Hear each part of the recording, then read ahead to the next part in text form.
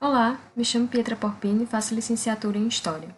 Entre os anos de 2019 e 2020, participei sob a orientação do professor Dr. Charlton José dos Santos Machado do projeto intitulado A Educação e as Educadoras nos Jornais Paraibanos do século XX, escritos de e sobre mulheres, 1964 a 1968, que tem como plano de trabalho o Jornal Correio da Paraíba como fonte histórica educacional.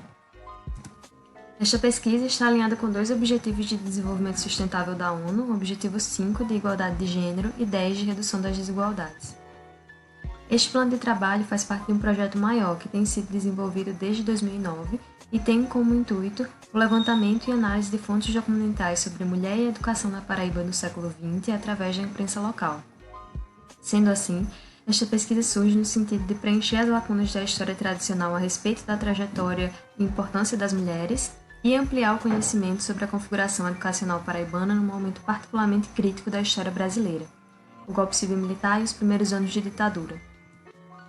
O objetivo geral da pesquisa é correlacionar mulheres, educação e educadoras na Paraíba do início da década de 1960 através dos impressos.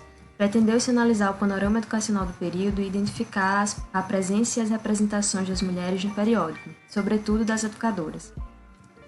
Esta pesquisa está alicerçada na história cultural e nas contribuições dos debates de gênero e das discussões sobre o uso de impressos como fonte histórica.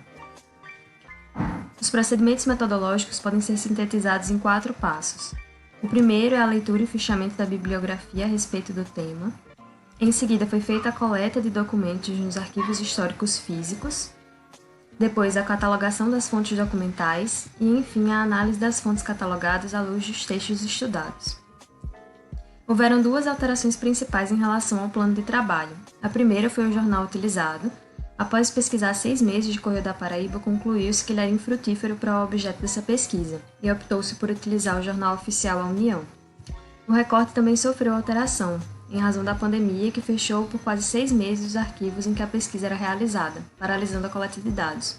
Mesmo assim, foi possível pesquisar quase 3 anos de impressos, o que se constituiu num período suficientemente longo para as análises realizadas.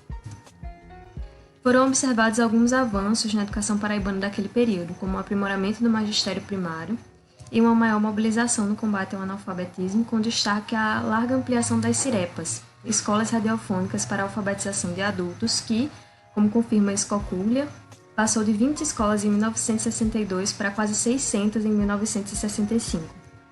Mas definitivamente o que recebeu mais destaque no periódico a respeito da educação local foi o crescimento do ensino secundário. Segundo dados de A União, as matrículas do ensino secundário subiram de 2.095 em 1956 para 10.635 em 1965.